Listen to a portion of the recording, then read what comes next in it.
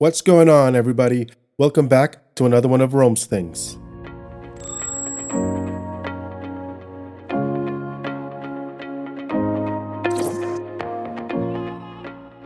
In this video, I check off a bucket list item for me as we visit the ancient Mayan city of Chichen Itza.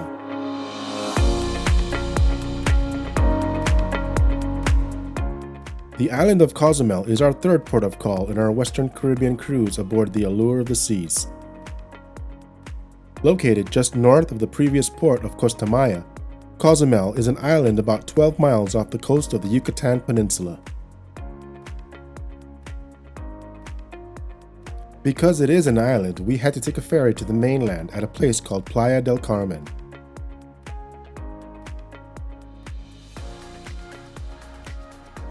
It's about a 45-minute ride on this ferry to the mainland, and then another 2-hour bus ride to Chichen Itza. So, it's a small ferry, you definitely can feel the rocking. I just hope the rest of my party handles it well. We're sitting right by the bathrooms, so that should help. And I'll come back up to do some more video. We were really lucky with the weather. Aside from an overnight shower before arriving in Honduras, the weather was clear and sunny. It was hot though, with temperatures in the 90s, and the humidity made it feel like 100+ degrees. I live in the desert, so I'm used to 100+ degree days, but we don't have this kind of humidity. The ferry ride was pretty quick, and luckily the water wasn't as choppy as I was expecting. Upon arriving at the port of Playa del Carmen, we met up with the rest of our tour group. It wasn't a very large group, and I was actually quite surprised. I was actually expecting more.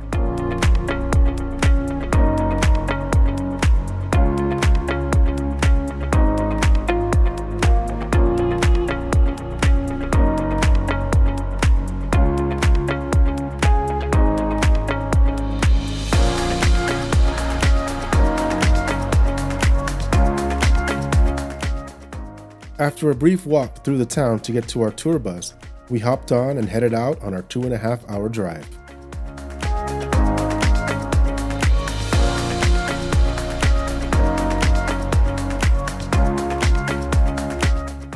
The tour guide did provide each of us with a ham and cheese sandwich, which wasn't very good.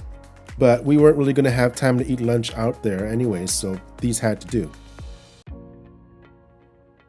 This tour was also labeled as a virtual reality experience. So they provided us with tablets with an app that basically explained what we'd be seeing that day. It was actually pretty neat and helped us pass the time during the drive.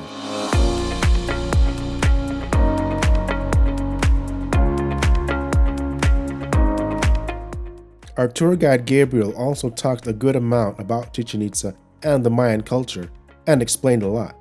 He was very knowledgeable and enthusiastic about the subject. I love this kind of stuff, and I could have listened to him all day. Eventually, though, nearly everyone in the van fell asleep, except for our driver, Angel, of course. Even Gabriel took a nap. I dozed off for maybe 20 minutes.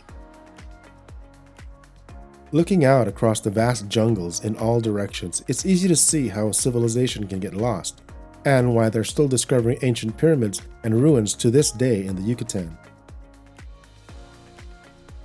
Chichen Itza was believed to have been built between 700 and 900 AD. It rose quickly to prominence as a major cultural, economic, and political center in the region. Over the years, though, its power and influence slowly declined. By the time the Spanish arrived in the early 16th century, it was a mere shadow of its former glory. Chichen Itza re-entered popular culture in the early 19th century as modern explorers began documenting and recording the area using the new technology of cameras and photographs. In 1988, efforts to preserve its history and future got a big boost when it was declared a UNESCO World Heritage Site. And in 2007, the Temple of Kukulcan, the Great Pyramid of Chichen Itza, was voted as one of the new 7 wonders of the world. So this definitely was a bucket list day for me. As we approached our destination, we drove through a little town just on the outskirts of Chichen Itza. Apparently tourism is their livelihood. Our guide warned us though that there will be a lot of visitors that day, and he wasn't wrong. The main entrance is a building that houses the ticket booths, along with some shops for souvenirs and snacks and beverages. Once you leave that building, you enter a dirt walking path lined with souvenir vendors. You can purchase anything here from the always popular Jaguar flutes to obsidian knives, and the vendors will let you know right away that they want your business loud and clear.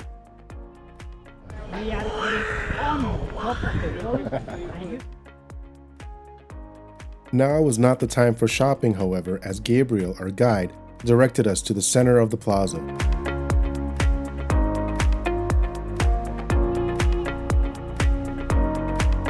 As we approached this clearing, we were greeted right away with the star of the show.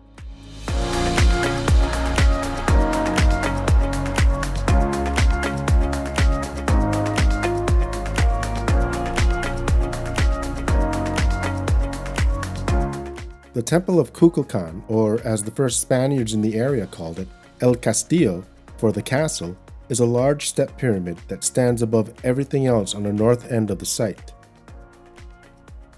Many people actually make the mistake of thinking that the pyramid itself is called Chichen Itza, when in fact it's the name for this entire area, including the pyramid of Kukulcan. Standing at 98 feet high, it consists of 9 square terraces stacked one on top of each other, and a 20-foot tall temple at the top. You cannot climb or enter it, but I think you used to be able to a long time ago. In fact, I believe a woman did climb the stairs not too long ago and was arrested for it. Now, to help preserve it, everything is off limits.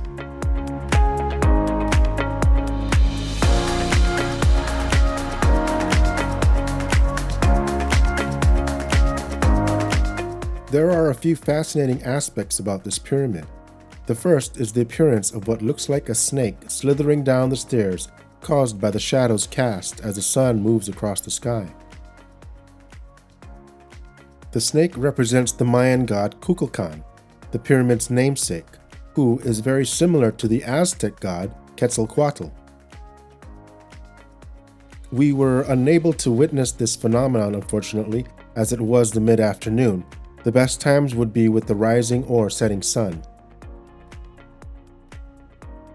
Another neat thing about the pyramid is that the way it was designed, they say that if you clap your hands near the base of the pyramid, the echo creates the sound of the quetzal bird, which is a highly revered animal in the region.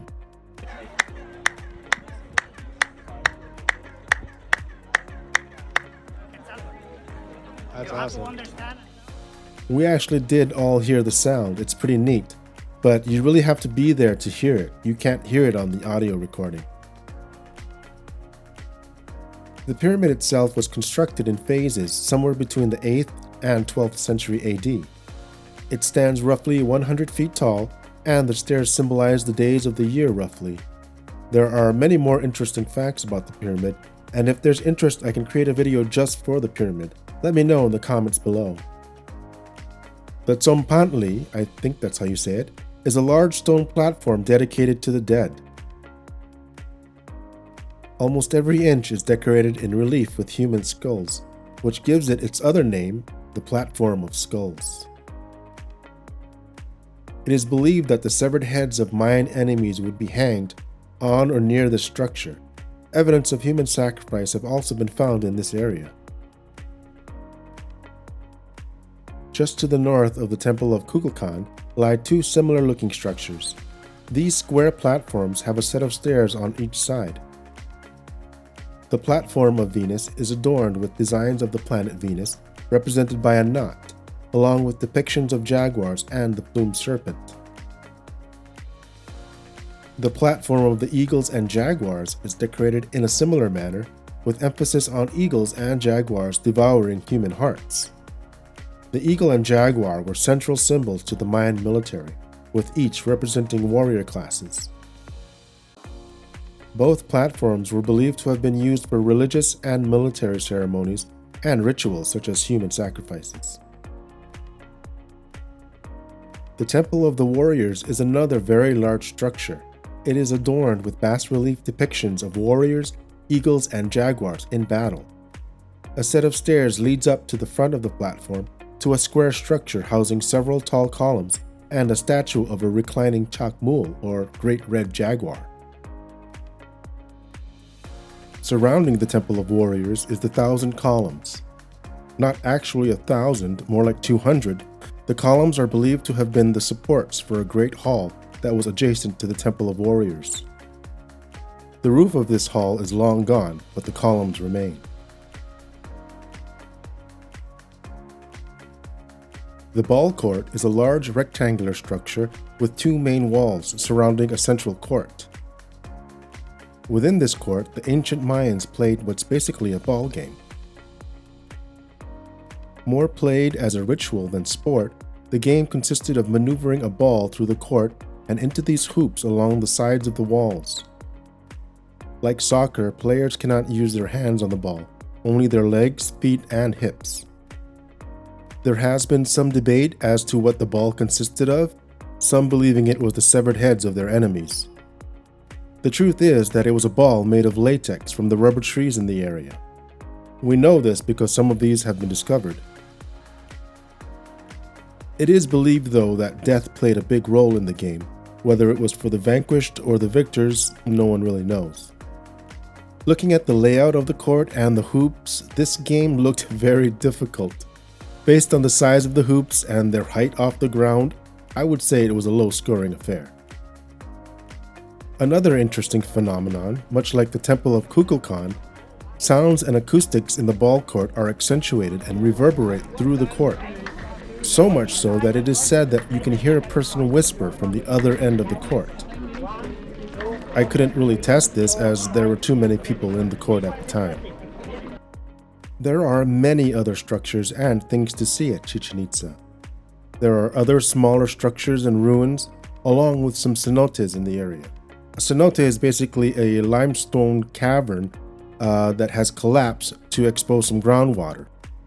Unfortunately, we did not have the time for any of those. We did, though, towards the end of our tour, have some time to gift shop.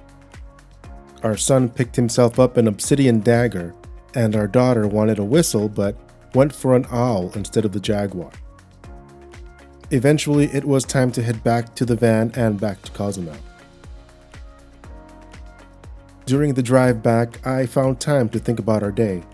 Mostly everyone else in the van fell asleep, but I could not. I had just checked off a bucket list item, so I was still pumped.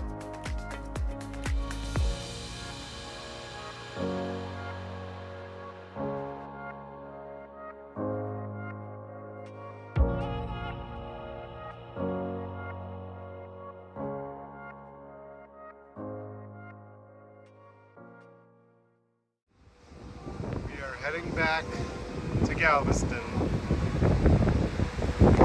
The end of our cruise. We got one more sea day tomorrow. Gonna make the most of it. Chichen Itza today, rough, hot, tiring, but to me it was worth it. And off my bucket list. Ancient pyramid, check. We now began our journey back to Galveston. Stay tuned for that video. If you would like to know when that comes out, please subscribe to my channel and hit the notifications bell. I hope you enjoyed this video. If you did, give it a thumbs up. Thanks a lot everyone for watching and for your support. I'll see you all later.